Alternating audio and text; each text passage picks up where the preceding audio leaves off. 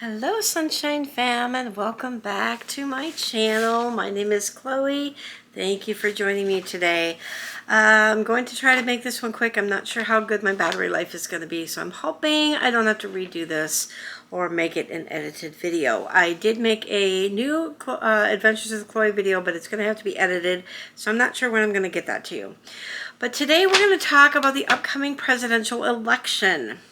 I'm not going to give you my views. I'm not going to tell you should vote this way or that way. You vote however you think is right. But I want to read a few things to you. And this I got, and I also want to give you an update if I have time on Chris Fleming, which we have some new information about that as well. Some good, some bad. So in this, I'm not sure where this is taken from, but I got this in Wayzata when Sea Dog and I went down there for a festival, and this is in one of those newspaper things, and it was called In Congress, July 4th, 1776. So I'm just going to read you one snippet of it, and it says, some of it will be from Hamilton. We hold these truths to be self-evident that all men are created equal, that they are endowed by their Creator with certain unalienable rights, that among these are life, liberty, and the pursuit of happiness, that to secure these rights, governments are instituted among men, deriving their just powers from the consent of the governed, that whenever any form of government becomes destructive of these ends, it is the right of the people to alter or to abolish it, and to institute new government, laying its foundation on such principles and organizing its powers in such form as to them shall seem most likely to effect their safety and happiness. Prudence indeed will dictate that governments long established should not be changed for light and transient causes, and accordingly all experience hath shown that mankind are more disposed to suffer while evils are sufferable, than to right themselves by abolishing the forms to which they are accustomed. But when a long train of abuses and usurpations, pursuing invariably the same object, evinces, I know some of these words are very hard to read, a design to reduce them under absolute despotism, it is their right, it is their duty to throw off such government and to provide new guards for their future security. Such has been the patient sufferance of these colonies, and such is now the necessity which constrains them to alter their former systems of government. Think about that. That was written back in 1776, which started this country. So let's jump into this. I did a little bit of research, and I strongly encourage you to do the same. So, the upcoming election. Do we really know what the jobs of all these people that we vote into office really are? Not sure we do. I think we just listen to the news and we take our decisions from that. We need to make up our own minds. Don't let the news persuade you one way or the other. So, the job of the president, he is the head of state, he is the head of government. He is the he or she, I should say, is commander-in-chief of the armed forces. Article 2 of the Constitution. They are responsible for the execution of laws created by Congress. Okay, so that's the job of the president. The job of the vice president, he is the president, he or she is the president of the Senate. They are the sole power to break a tie in the Senate, and they preside over the receiving and counting of electoral votes in presidential elections. Now, I'm not sure, I've tried to do a little bit of research whether these people are actually on the ballot this year or if they are in 2 years. But Congress enacts laws. They serve as the voice of the people. Okay, that means you and me, people, not their lemmings, if you will. they are the fund. They funding government functions and programs. They hold hearings to inform legislative process, and they oversee the executive branch. So really, Congress is has more power in this country than really the president does, in my opinion. The Senate takes actions on the bills, resolutions, amendments, motions, nominations, and treaties by voting. The voting is by roll call, voice, and unanimous. Now, the House of Representatives, I believe they are also on the bill this year, or the ballot. They are the power to initiate revenue bills. I think that's what I wrote. Revenue, I think. They impeach federal officers, and they elect the president if electoral is a tie. I think the House of Representatives also are kind of our voice, because the House of Representatives represent each state.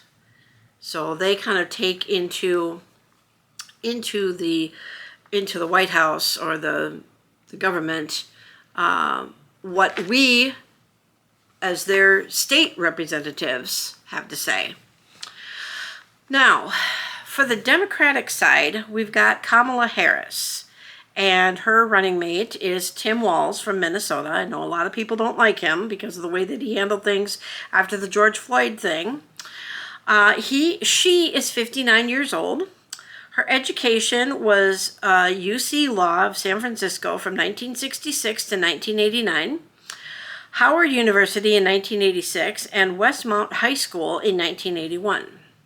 She was the first female vice president, first African American / Asian American vice president as well. She was a senator from 2017 to 2021 in California. She advocated for stricter gun laws, the DREAM Act, which is the Developmental Relief and Education for Alien Minors, federal legalization of cannabis, the healthcare reform, and taxation. She was a DA in Alameda County, which is San Francisco, from 2003 to 2010, and then she was reelected. She was the DA in 2003, reelected in 2010 and 2014. So she's a good lawyer. She has no military service, but she obviously does have a lot of experience being in government because she was a senator for so many years. Now, on the Republican side, we have Donald Trump, which I won't go into too much detail because that was my last presidential highlights video. His vice president is J.D. Vance, and he is from Ohio. Donald Trump is 78 years old. His education, he's got from the University of Pennsylvania. He has a BS in economics in 1968. He inherited real estate business from his father in 1971. Business failures, the late 1990s. This is just strictly, I'm not making this up myself. I did my own research on this. He co-produced and hosted The Apprentice in 2004 through 2015. Businesses, plaintiffs, and defendants over 4,000, including 6 bankruptcies. I think that's his business failures. Only president without a military background or government experience, except for being president for 4 years. He prompted conspiracy theories and made many false and misleading statements during his campaigns. He's characterized as racially charged, racist, and misogynistic. A New York jury found him guilty on 34 felony counts. The only former president, despite what they were saying in the debate, with a mugshot, and he used that mugshot to sell merchandise. He was indicted in 3 other jurisdictions on 54 other felony counts related on mishandling of classified documents. His friends were Vladimir Putin, Harvey Weinstein, I guess that would be a former friend, and of course a former friend, Jeffrey Epstein. And he's been married 3 times, whereas Kamala Harris has only been married once. Now, I know this person is not on the ballot, but I'm really hoping that when I tell you about this person, you will take into consideration writing this person in. Because in my opinion, I think this guy would be a better candidate than the other 2. Unfortunately, he's not running anymore. He is a Republican. His name is Ron DeSantis. He's currently not running, but you could write him in. I tried to look up who his vice president was supposed to be, but all it told me was that Trump was considering him as the vice president, but he didn't really want that, so I'm not sure who his vice president was. He's 45 years old, which makes him the youngest candidate, in my opinion.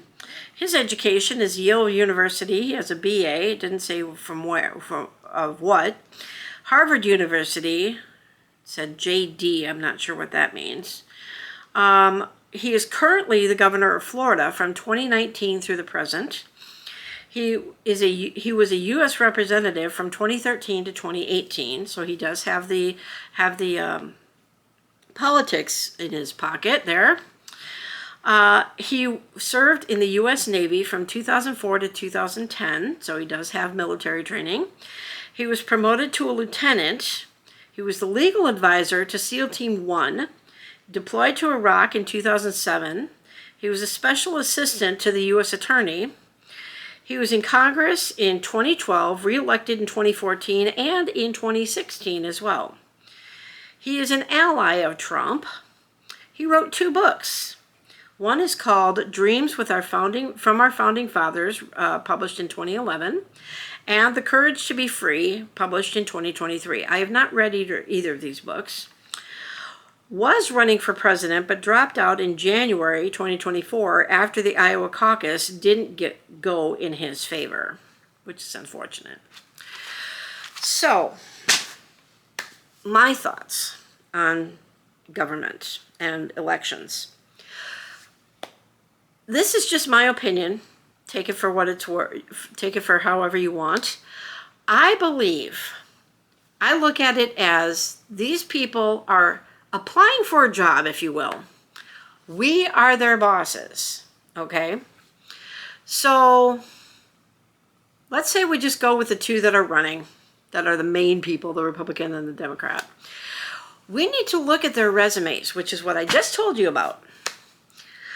Who do you think would best suit the job to represent you? That's how you have to look at it. You are in charge of hiring, so to speak, these people to take care of the needs of us, the people, according to this article. Excuse me. You know, we are in charge. It is a country for the people, for, of, and by the people, as Silver Star has mentioned to me before. And we are really in charge of employing them. We pay their paychecks. We basically sign their paychecks by our taxes that we have no control over. So why shouldn't we pick the best person for the job? Not who the news media thinks we should. Not for them screaming from their pulpits, if you will, from their soapboxes and filibustering on everything and how great they are, or what their opponents do. This mudslinging over the past several elections is really getting on my nerves. Stop telling us what your opponent is doing. Tell us what you are going to do for our country. We don't care what you think about your opponent, okay? Tell us what you're going to do for us, the ones that are responsible for getting you into office. And by the way, And I know this is a jab at the one person, but don't be a whiny baby if you lose. Okay? Get over it and just lose gracefully. That's all I got to say about that. So, when you go to the polls, vote your conscience. Do your own research. Look up who your representatives are. Look up if we're voting for Congress, which I don't think we are. I think that's in 2 years. But your House, your representatives, what did I say? Senators, I think. I don't think Congress is being elected this time, but I think it's the House of Representatives that are being voted for this time. And yeah, your state people, your local people are being voted for this time.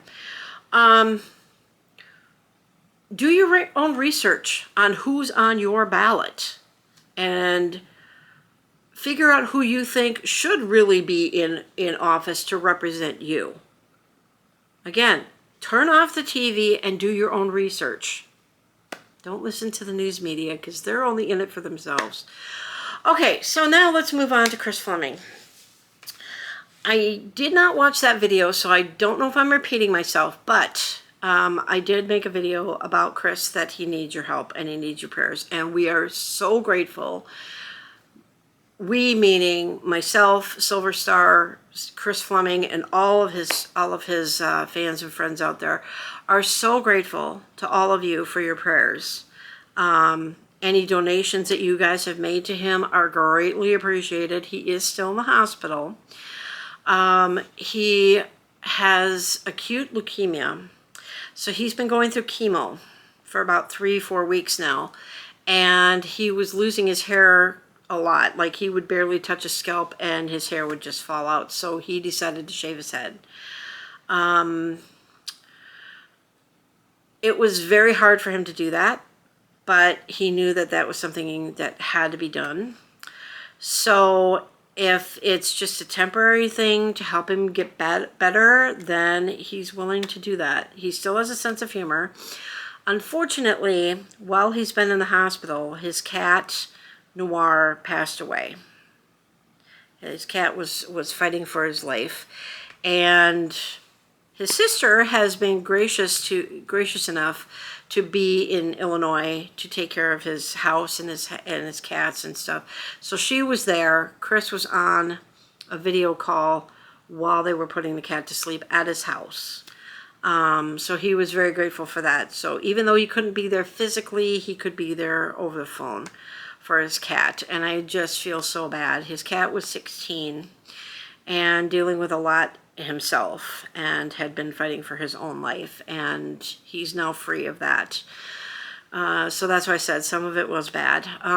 But Chris's immune system is pretty much non-existent right now, and so he's really in desperate need of prayers still, more so now than ever, and hoping that he doesn't get sick, because that could mean his demise, which we are hoping not to happen. So his immune system is slowly starting to build back up.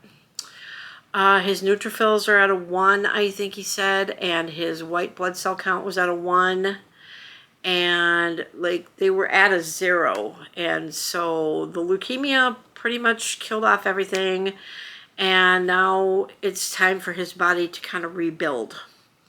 And we're hoping that all these prayers are going to help that happen and provide him the opportunity to continue his life here. And at least I'm not crying this time, because it is kind of good news. The shock of the whole thing has now kind of worn off a little bit, but we're still praying for him. And I'm not sure how long he's going to be in the hospital for. He isn't posting a lot. I haven't really looked at his GoFundMe page, but the last time I looked, it was like, I don't know, $30,000 or something. I want to say I could be low on that number. I don't remember what the total was, but I know it has exceeded that by now. And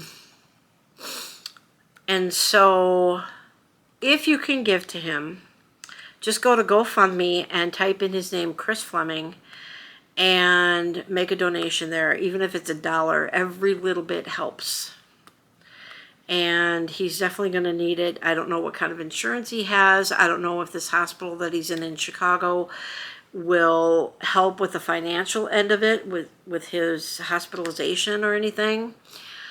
But he needs all the help he can get in order to pay his everyday expenses for his house, and then adding on these expenses of these medical procedures that he's going through. He's going to have another bone marrow biopsy to find out where things are at. They were talking about possibly doing a bone marrow transplant. I haven't heard much about that in the last couple of weeks, but he's trying to keep his strength up. He's doing what the doctors are telling him to do. And so I think he's still going through chemo. But I just wanted to update you guys on his condition as well. So thank you again for your prayers. Keep them coming. Again, if you can donate, greatly appreciate it. If you can't, don't feel obligated to do so. We all know everybody is kind of struggling financially right now with the inflation and that. So yeah, that's where things are at with Chris. So I will try to keep you posted as to how he's doing and stuff. So this is a little bit shorter video, but just wanted to get this out there. Didn't really feel like making a video tonight, but I figured I better, because the election is coming up and I can't wait too long, because I've gotten something in the mail, I'm sure you have too, about early voting and mail-in voting and absentee voting. I know some people aren't going to vote. I'm going to vote, but I'm going to write somebody in and pray for this country.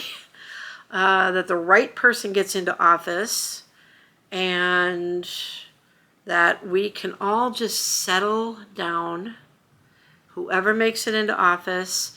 And something comes to mind. I was watching, every so often I pull up the town hall meeting, or the town hall meeting from Parkland, Florida, that CNN did after the shooting in 2018. And something one of the students got up to say was, we can't boo people because they're Republican, and we can't boo people because they're Democrat. We are all human beings. So why do we need the titles of being a Republican or being a Democrat? What does that really mean anyway? I didn't really do my research on that. And if you want to leave your comments below, you're certainly welcome to. I do not expect you to tell me who you're voting for unless you really want to. But if you're going to put that in there, anybody who responds, please be respectful, or I will delete your comment.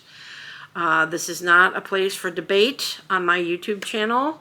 When it comes to politics, I know politics is not something we should be talking about, but with the upcoming election, I wanted to give you the facts that I researched, not using the media. So that way you are educationally informed, not bully informed as to who you should vote for. Make your own choice, use your own brain, use your own heart. Who do you think would be best to be put in office? Okay? I don't care if you're Republican or Democrat or liberal or independent, whatever you are. Just vote who you think would be the best person to serve you. Look at their policies. Look at how they act. Look at, if you want to look into their past, look into their past. But, everybody makes mistakes. I've made mistakes. You've made mistakes. Everybody makes mistakes, but we don't have all of us don't have our dirty laundry aired out on the news media every day, okay? So it's time to move on from past mistakes and just vote who you think would be the best person in office. I'm going to vote my conscience. You vote your conscience. So with that, I'm going to go ahead and let you guys go. Again, please pray for Chris. If you can donate to him, please do so. If you can't, don't feel obligated to. I'm not asking you for money for him. But, and if you feel obligated to vote, go ahead and vote. If you don't feel obligated to vote, George Carlin did a very interesting, I know I kind of stop in mid-sentence and then go off on a tangent, but George Carlin, when he was alive, stand-up comedian, did a very interesting bit in one of his shows. And I'm sure those of you that are familiar with him know what I'm talking about. Go to YouTube, which you're already on, and type in the search bar, George Carlin doesn't vote. And listen to what he has to say. Okay? A lot of people like Trump because he speaks his mind and he doesn't put up with any BS or anything like that. George Carlin did the same thing, but he did it with facts. Just saying. And he really, there is a lot of foul language in it. Of course, it was George Carlin, so you got to consider the source. But he used facts, and he never voted. So go and watch his video before you vote and see what he has to say. And that video was made some like 17 years ago or something like that, way before he died. And so watch that for entertainment and education. It's very interesting what he has to say. So yeah, look him up too. So with that, I'm going to go ahead and let you guys go. And we'll see you guys on the next one, whenever that one might be. And you guys have a sunny and safe day. Bye. I never know which button to push. Okay, bye.